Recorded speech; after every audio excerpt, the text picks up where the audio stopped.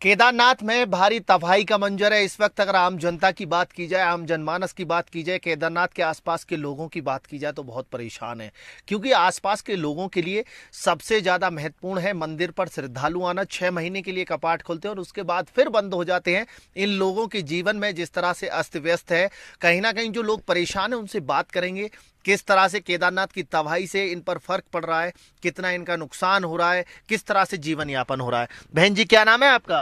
गौरा देवी। क्या कहेंगी जिस तरह से तबाही का मंजर है, लोग परेशान है। ऐसे भक्तों की अगर बात की जाए तो बहुत ज्यादा परेशान है, जंगल के रास्तों पर निकल रहे हैं। बताइए कितने लोग निकल रहे हैं? आप देख रही हैं यहाँ पर, आप जंगल में बैठी हुई हैं। हम जंगल में बहुत आदमी जाए यहाँ से गई। जो ये बादल फटते हैं इससे कितना नुकसान होता है? क्योंकि केदारनाथ 6 महीने के लिए खुलता है। बहुत ज्यादा नुकसान हो गया, बहुत ज्यादा नुकसान हो गया है। यहाँ के लोग बहुत परेशान हैं। परेशान तो चलने जंगल बैठा है, जंगल में बैठे हैं इसलिए परेशान है। क्या नाम है बहन जी आपका? कमला देवी।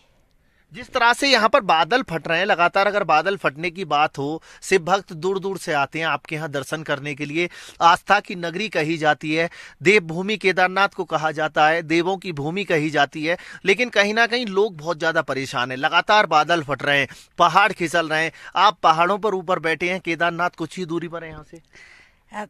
जवान बहुत दूर बैठे वहाँ लोग ताक बैठे ने 30-40 किलोमीटर। रात भर रोने जाने लगे 2 बजे 1 बजे रात बैठे लोग उड़ी जाने लगे।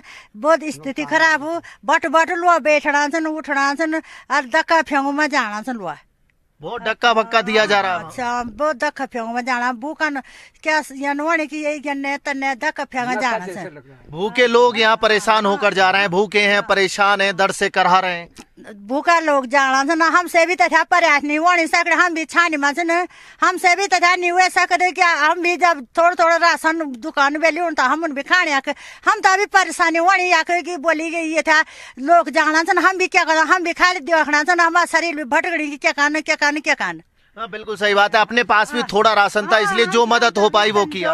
हम भी क्या कर सकता हूँ, हम भी हमारे दरवाजे वाला तो हम भी दे सकता हूँ कुछ। ये पानी चाहिए, पानी साग भुजी राशन पानी, पर हमने हमारा शरीर भी भटक गई कि हम क्या करें। अब देखिए, केदारनाथ के आम लोगों की बात की जाए तो दिल बहुत बड़ा है, लेकिन गरीब बहुत ज्यादा है। गरीबी की अगर बात की जाए तो गरीबी का मंजर आप देख सकते हैं, किस तरह से लकड़ियों के घर में पहाड़ों पर घर बने हुए हैं। दूसरी तरफ अगर बात की जाए इन लोगों के दिल की बात की जाए तो दिल इतना बड़ा है कि वहां से आने वाले श्रद्धालुओं के लिए खाने की व्यवस्था, रहने की व्यवस्था, क्योंकि भीषण जंगल है, चारों तरफ जंगली जानवर हैं। लेकिन दूसरी तरफ अगर बात की जाए जो ऊपर से शिव भक्त लौटकर आ रहे हैं, जो परेशान हैं, भूख से तड़प रहे हैं, उनके लिए कहीं ना कहीं ये लोग बड़ा दिल दिखाते हुए खाने पीने की व्यवस्था कर रहे हैं। क्या नाम है चाचा आपका? मेरा श्री कार्तिक सिंह पंवार। चाचा, जिस तरह से यहाँ पर ये हादसे हो रहे हैं, लगातार तबाही का मंजर है। 11 साल पहले भी इसी तरह की तबाही थी, तब क्या तबाही थी और अब क्या है, क्या अंतर देखने को मिला है? ये बहुत अंतर हो गया सब। ऐसे ना 12 साल पहले बहुत यात्री मरी और अभी भी बहुत यात्री मरी। परेशानी बहुत है, पहाड़ में वज्रपात होती है और फ्लड आता है, उसमें बहुत नुकसान हो गया। लगातार पहाड़ गिर रहे हैं, बादल फट रहे हैं, तबाही का मंजर है। लोग कराहते हुए आपके इस रास्ते से निकल रहे हैं। जंगल के अगर रास्ते की बात की जाए तो कई किलोमीटर हम ऊपर आए, अभी तक हमें यहाँ दूर दूर तक कुछ नजर नहीं आ रहा। जंगल ही जंगल चारों तरफ नजर आ रहा है। किस तरह से यहाँ आप जीवन यापन करते हैं? बहुत परेशानी होती है, बहुत कठिन से यापन करते हैं। और ऐसे जंगली जानवर होते हैं और बड़ा बड़ा जोंक होता है, उसको सब जानते हैं। जोंक होता है बड़े बड़े, वो परेशानी करते हैं। और भालू होता है, भालू भी नुकसान करता है। शेर होता है, वो भी नुकसान करता है। शेर और भालुओं से जिंदगी बचा करके अभी कुछ शिव भक्त हैं जो जंगल के रास्ते से यहाँ पहुंच रहे हैं। माना जा सकता है भारी तादाद में केदारनाथ दर्शन करने के लिए लोग आए थे, लेकिन जिस तरह से बड़ा हादसा हुआ, तबाही का मंजर है। जगह जगहों पर बात की जाए तो बार बार बादल फट रहे हैं। 31 जुलाई को बादल फटा, उसके बाद दोबारा बादल फटा, तो कहीं ना कहीं कहा जा सकता है कि लोग बहुत परेशान बहुत है, बहुत परेशानी है। और कठिनाई से राशन नहीं मिलता है, भूखे रहना पड़ता है। कभी कभी यात्री लोग भी जाते हैं इस रास्ते, यात्री भी परेशान होता है जंगल में। कम से कम क्या कह रही है बहन जी? बहुत खचार गए नहीं बटे कम से कम 1000 खचार के बोले पाऊन 1000 लोग निकले हैं यहाँ होकर के। खचार बटे न आदिम बटे न बहुत आदिम चले गए भूख प्यासा या मैंने डोलना रात दिन 12 बजे रात बटे न सबेर तक यटन लगे रहे छी अभी 5 बजे बटे यटन लगे चल रहा है क्या खा 5 बजे से लोग निकल रहे हैं। लेकिन कहा जा सकता है कि इस प्रतिकूल मौसम में, अगर मौसम की बात की जाए, बेहद खराब मौसम है, लगातार बारिशें हो रही हैं, उसके बाद बादल फट रहे हैं, जो पहाड़ हैं वो खिसल करके गिर रहे हैं, तो कहीं ना कहीं यहाँ के आम जनता के जो आम लोग हैं, आप लोग हैं, बड़ा मुश्किल होता होगा जीना।